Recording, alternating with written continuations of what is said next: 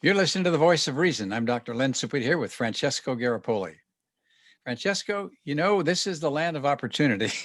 We know that in so many ways, and yet it feels like the country's falling apart. And I still look at it as the land of opportunity because this is giving us the opportunity to face some challenges that we haven't faced in a couple of hundred years. This is a big thing that's happening to this country, and we can do something by responding, by having the ability to respond to what's happening. And we do have choices. And if we make the right ones, we'll do something to save this country. Otherwise, I'm really concerned with the path that it's on. It's going in a negative way, at least economically. And politically, we're divided. So where does that leave us? If that trend continues, how much longer can we hold out? So I'm looking at this as a chance to get involved. We can do it at the grassroots level. We can do it by looking at the way we spend our dollars. There was a great I guess it was on, I don't know where it was actually. It was on a channel that's not a common one, where Dolores Cahill was making a presentation, and it was just stunning. This is a woman who is a biological chemist. She really has in fact, she's a molecular biologist, and she knows this and has international accreditation for what she thinks. And as we both listened to this video, it was very impressive at how she said, look at how the dollars are spent. And if you feed the wolf, okay, you spend the dollars on the one that's going to undermine you, you're going to get undermined. If you feed the dollars to the wolf, that's the good one, that's going to give you the return you want, you have a chance here to have incredible power. So what we have to do is not acquiesce and go back to that stance we've done most of our lives. It's amazing, Len. We're seeing people right now like this, a molecular biologist becoming proactive, lawyers becoming proactive, doctors who are used to working in a clinic coming out publicly and being proactive. Yes. To me, this is the miracle of what we're seeing. Now, it's not about who's right or wrong. It's about voices. Yes. It's about people making choices and having a voice. Nobody wants to disrupt and create chaos. Nobody is really a rebel. What every voice I hear from the doctors and the molecular biologists and the attorneys are, give people a choice to make their choices. Yeah. Give them some data. Give them some data that's not censored, because it's censorship that's causing this division and this separation that's causing us to go down so fast. When people come into my office and we start talking about the vaccine, or we start talking about COVID, it's like a big wall goes up. They've been watching so much CNN and Fox and ABC and NBC that they only get one side of the story. And then when I start to present the other side of the story, I can just see that eyes glaze. And they say, I'm not a scientist, but I've made up my mind and this is what I'm going to do. And I say, God bless you. If you thought about it, that's fine. You make your choice. But as your doctor, I'm giving you information that I think you should review. And that's what I've done. And now I'm waiting for the feedback. Yeah. Well, I love that people are asking questions. They're getting courageous to ask, and they're not falling prey to saying the first thing I hear is going to trigger my anger or my fear. Right. And you got a person like this, Dolores Cahill. Yeah. People have to go check her out. You should really do the research, and you'll see her pedigree. Yes. You'll see that she is no slouch. She's internationally acclaimed. Internationally acclaimed, published scientist. Yes. She has taken the stand to say, I'm going to work to create a real world solution. She calls it Freedom Airways. Yep. So people can travel without having to get swabbed, because she identified, she identified that there are tests that show that in the swab, there is already the virus. And a lot of those tests, that's right. And I mean, maybe it's an anomaly, but look, we have to know these things are happening. And again, we're not trying to knock any good, honest system of testing, but she has a brilliant approach. And I want everybody to think about it. She says, we need to now look at the test and really qualify if it is testing for COVID and not the flu. Oh, that's absolutely right.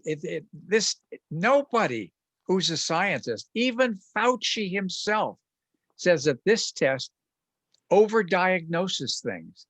And we don't have a test right now that can identify if you have a COVID infection or not with any degree of accuracy.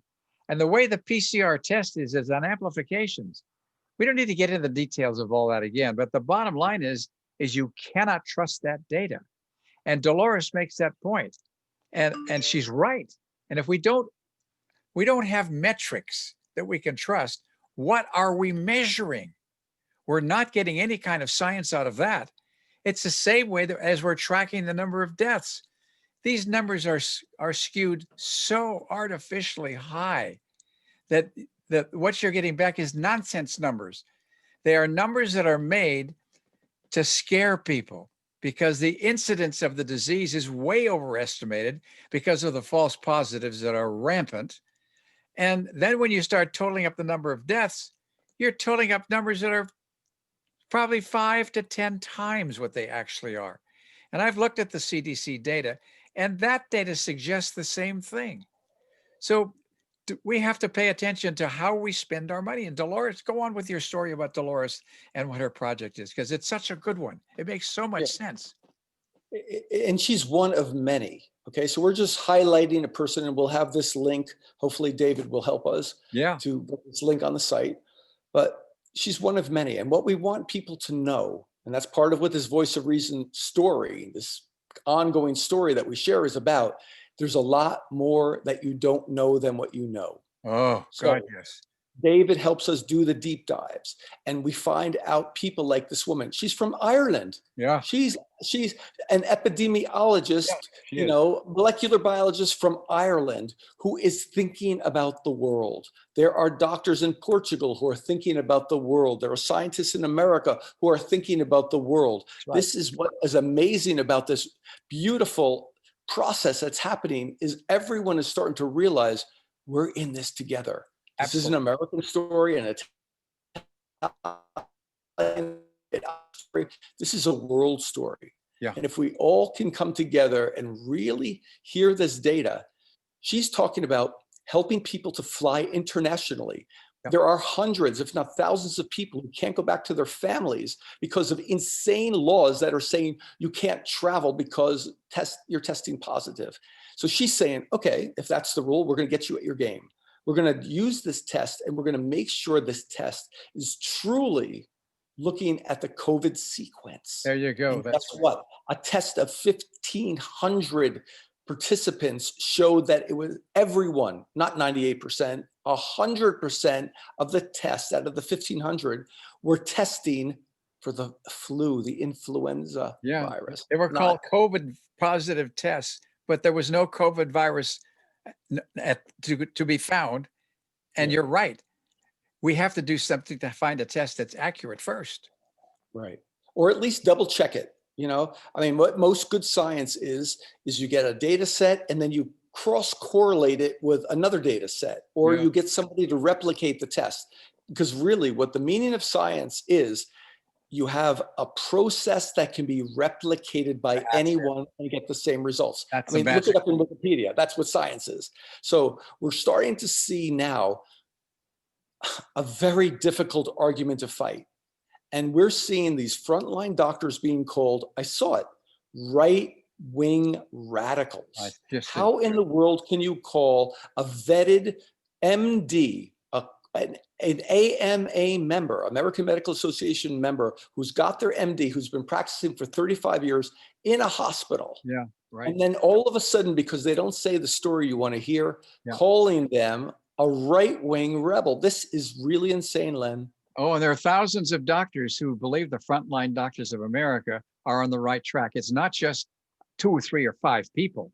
When you go to their site and you look at the data they have there, it's mind-blowing, and it's all documented. It's referenced. And if anybody has any doubts about it, they ought to go there first and look at it. The problem is there is so much misinformation on both sides that you have to have a background that's medical.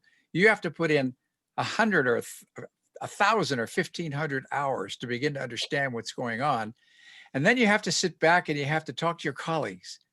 and you go to conferences, and you begin to open your mind up to the possibility that what's being told to you in the mainstream is leaving out a lot of important information. And Yeah, that's what these doctors have done. They stepped up and they've come to the front lines and they said, this is baloney. You're reading the wrong thing. And when it comes to the vaccine, they're adamant about it. Some of the data that they published, I want to tell you about. I've got here right in front of me. I'm going to tell you about what I see. They're talking about if you're under age 20, according to the CDC data, the chances of dying from COVID-19 is less, well, 99.997% of people survive it. If you look at 20 to 49 years of age, 99.98% survive it. And if you look at people from 50 to 70, you're looking at 99.5%. That's with no treatment. Then, because the treatments are suppressed, and even the AMA has come out and said, why aren't we using some of these treatments that we know work? Mr. FDA, Mr. CDC, Mr. World Health Organization, Mr. Fauci, why don't you allow us to use these treatments instead of suppress them? And then if you do that, these percentages drop to almost zero. So you're not looking at something that can't be fixed. And you're looking at over-treatment with a vaccine that's not approved by the FDA. It says right on the front page of that vaccine, if you go to Moderna or to Pfizer, this is not FDA approved. What it is being used for, emergency use, because we don't have the animal data that showed back in 2002 when they studied the COVID-1 virus that if you administered that virus to ferrets, which is always what we do before we do the studies on people, 100% of the ferrets died after they were re-exposed to a coronavirus infection. And here we are with percentages like I just said, and what Cahill is saying as well, Dolores Cahill. How can you not take a look at that and say, this doesn't make sense? Right. And it's really important for people to know, again, this is not an extreme right-wing radical website. No, it's called not the at all. FDA, federal, the FDA, the Food and Drug Administration, a federal service your taxes pay for. Do you know what they call this virus? An experimental biological agent. That's right. It can't be called a vaccine, because it's not a vaccine. It's not proven. That's right. So they have to call it experimental. So you should refer to this quote unquote vaccine as an experimental biological agent. For one, you'll be more accurate. Second, you'll get people to think, do you want an experimental biological agent and in your system? And then these doctors like Simone Gold, she's got this one, I don't know if you can see, Stop Medical Discrimination. Yeah, well, that's what it is. Stopmedicaldiscrimination.org, I believe. Yeah. Go to that website. They've taken an amazing survey, a questionnaire with people. I've signed it. Why have I signed it? Because there's doctors, hundreds of doctors who are good people behind it, who are saying we have to stop medical discrimination. Last I checked, there was 153,000 signed it. And today I just checked it because I wanted to show you, Google has blocked the number of people who signed it. Right. So now I can't see. I guarantee you it's up to 1 million. That was their goal. But Google's blocked it. You're right. We have to do something about standing up for our rights in that as well. And the science is there. Go to the Moderna site or go to the Pfizer site, and they will say on the front page, this is not an approved FDA vaccine. It's fascinating. That should wake you up some. And then after seeing the numbers that the CDC published itself on the survival rates, what are we talking about? The test that doesn't diagnose it right, the accounting system that predicts or that tells you how many people have died from it isn't right. How do you get information that you can trust? And why is some of the information being suppressed? Why is it being censored? Why can't we use the drugs that we know are working, that doctors have tested on thousands of people and say they're safe? No, instead they say we got to do it by doing a vaccine that's dangerous because it's not tested. And here we go. I mean, it makes me want to cry when I hear stuff like this, because It's so wrong. In my mind, as a physician and as a human being who cares about what happens in this country, this is just wrong. And you Yeah, make up your own mind what presented you the data. Go check it out yourself. yeah, and you and I are the first people to want this to be over.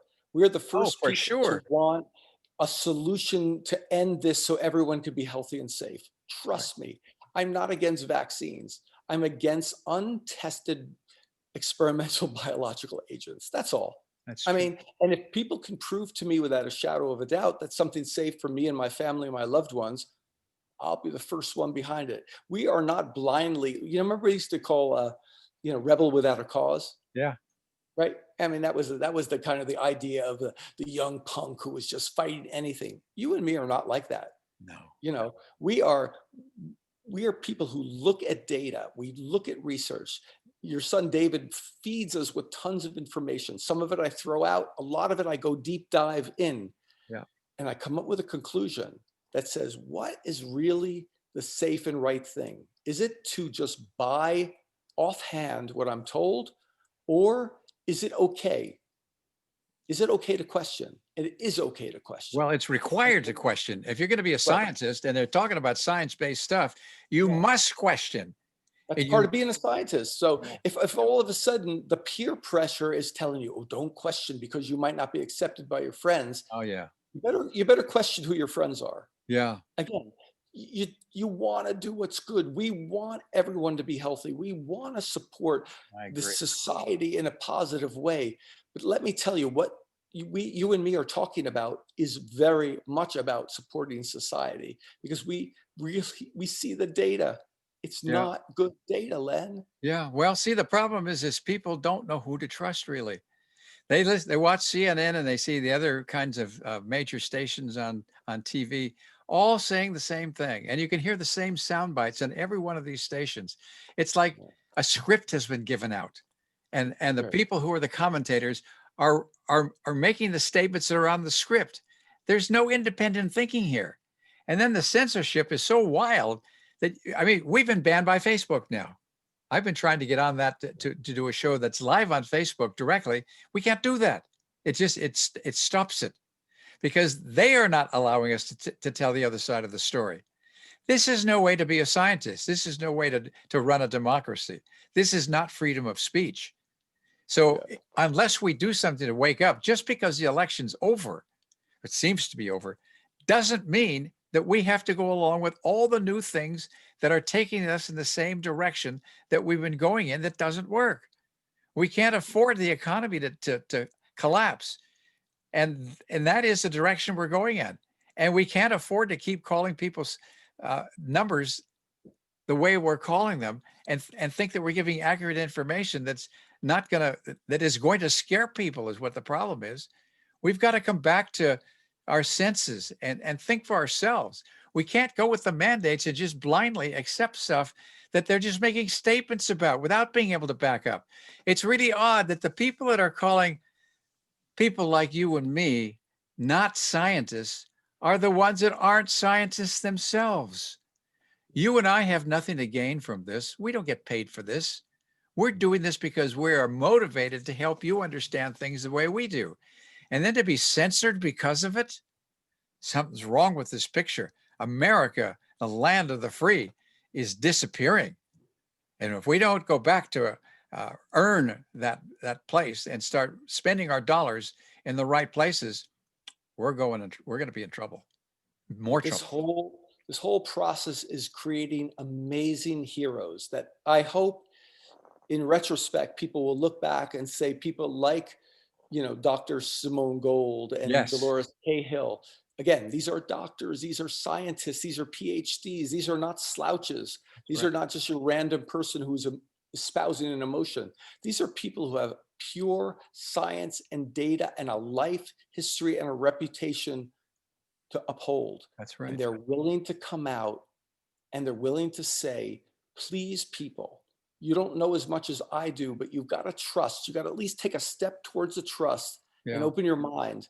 And what I love about Dolores Cahill and even Simone Gold is they have really proactive steps. yeah, they I mean, do. Simone Gold is she has a website, a travel website now where people can fly Yeah, safely and go to a city and be able to go to some city and bring hundreds of people there to go into hotels that have agreed to bring them in without having to be tortured by masks and testing. that's right. Now, people will now say, there are people who will say, oh, that's so dangerous. That's going to hurt a lot of people. You're right. It's not true because the data doesn't support it. That's right. So if you come with a statement from fear that's not supported by science, but you're facing a action that is supported by science, you better take a step back and look.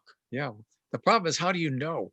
See, the common person didn't go to medical school, didn't study the kinds of things that you did, is listening to what the government says, and they're sticking to that story. And that's Yeah. what a lot of the people who come to see me are saying. They're saying, you sound like you're some kind of conspiracy theorist. Right. And my answer is, just look at the data and I'll tell you, and you trust me because I've been your doctor for 10 or 20 years. Why am I doing this? What's the point?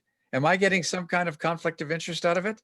Getting paid for it or getting some kind of perk for it? No. What I'm getting is a lot of flack from people like you, Right. okay, who are not listening to what I'm telling you, because it's a lot of work to put in 3 or 4 hours or 5 hours every night for a year studying COVID-19 and then finding out, where is the misinformation? Which side is it on? I find it on both sides, but I find a heck of a lot more of it on the side of the mainstream that's presenting all these things as though they're facts. Right. And why would they be shutting out an alternative voice? Well, that's right. Only people who are threatened do things like this. And here's a fact that when I tell people, Len, that they really are shocked. Two things. Here's one, maybe everybody knows it, but a lot of people I talk to don't. Coronavirus was discovered in 1952, I think.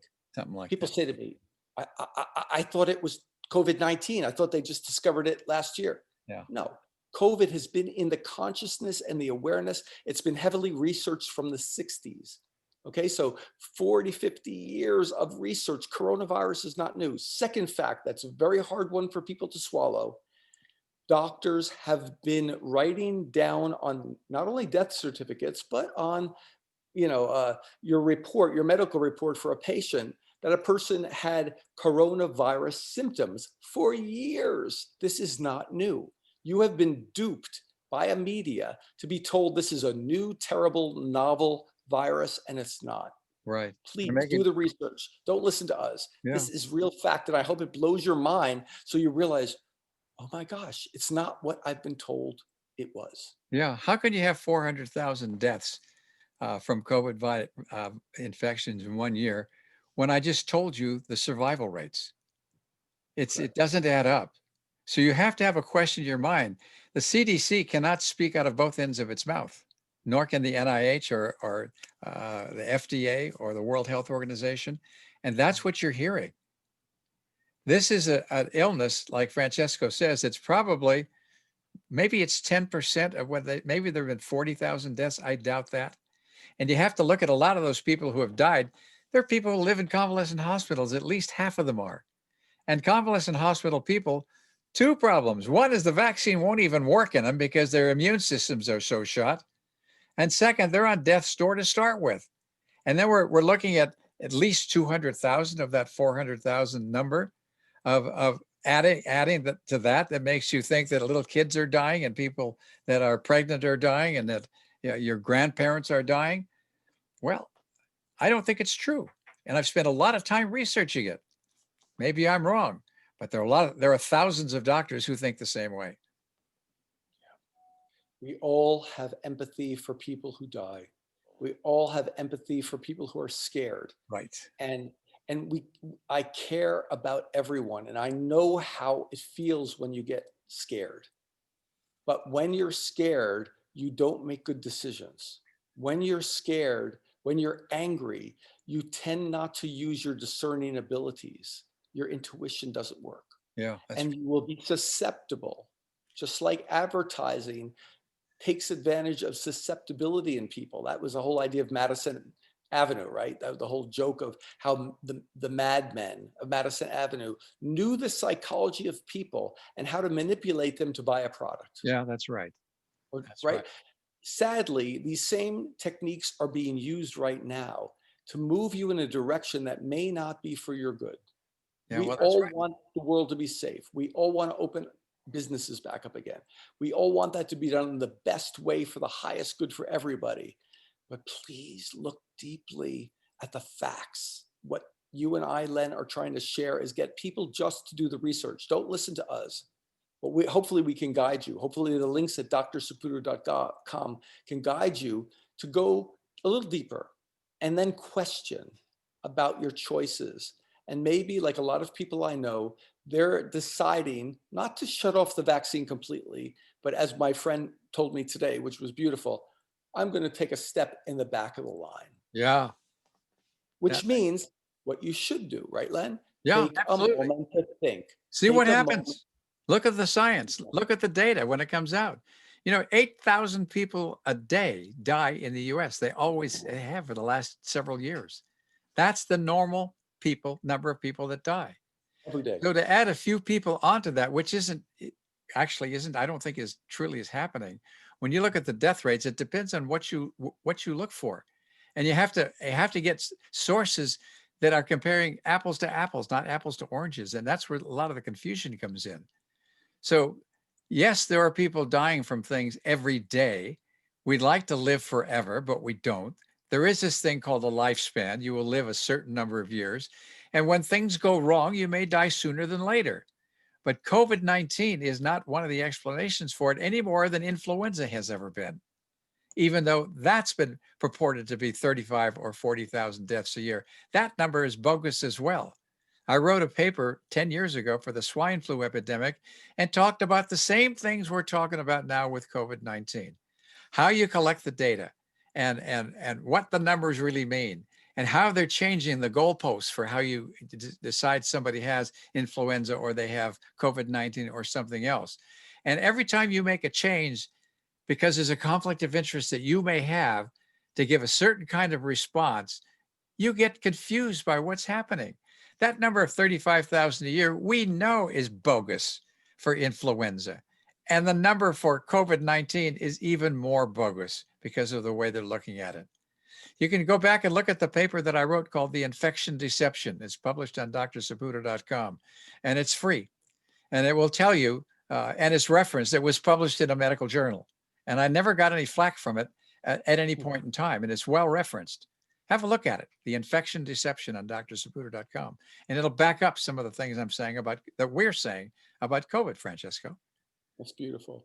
And hopefully people, as they get educated, you don't become rebellious, you don't become angry, but you become educated. Yeah, there And you you go. may start to ask your doctor, can you sequence the data that you got from my swab, the medical data that you collected from my swab that said I was COVID positive? Yeah, Can you sequence that data against the map of COVID and yeah, tell me if that sequence, they'll know what you mean, yeah, is accurate?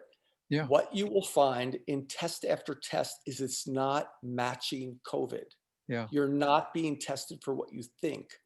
And this is very important. When people become empowered, let me tell you, the tide will have to turn because there are people right now, very powerful attorneys and doctors behind a program to start suing the doctors, the practitioners, even the governors and the mayors of the towns that are allowing these flagrantly fraudulent practices to take place. yeah, that's right. These are tests that are not scientifically based. Yeah, well, we've never isolated the coronavirus.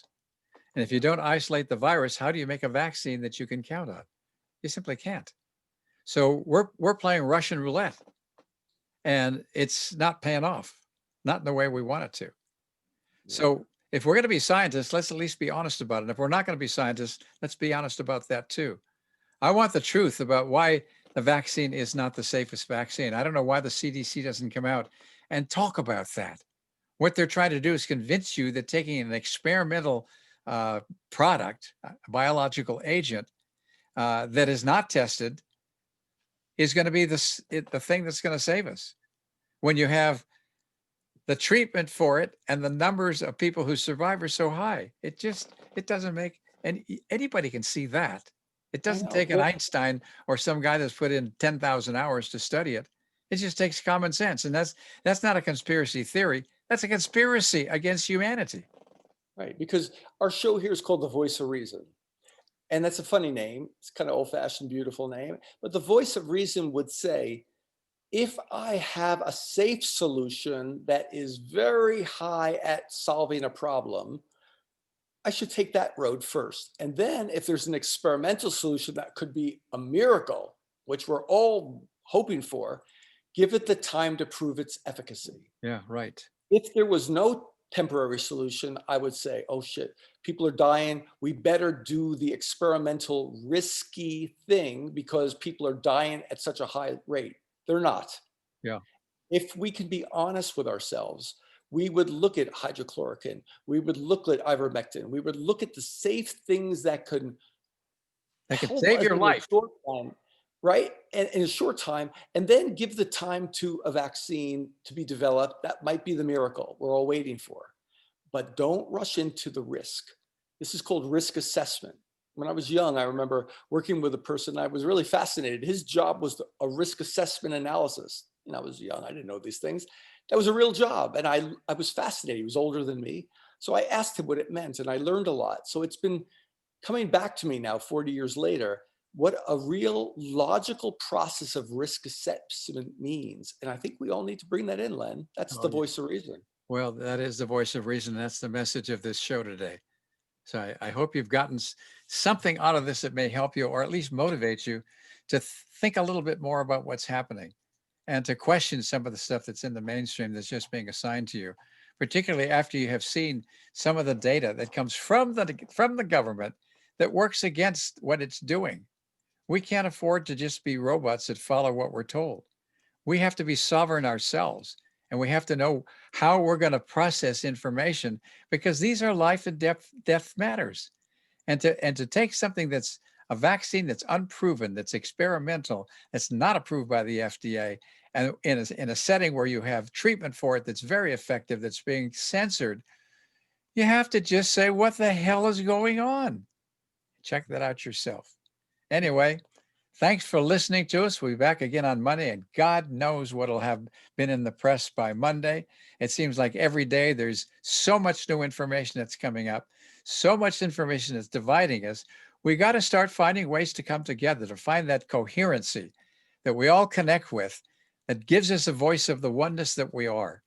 And if we can follow that, we got a chance of getting through this thing and survive it and do well.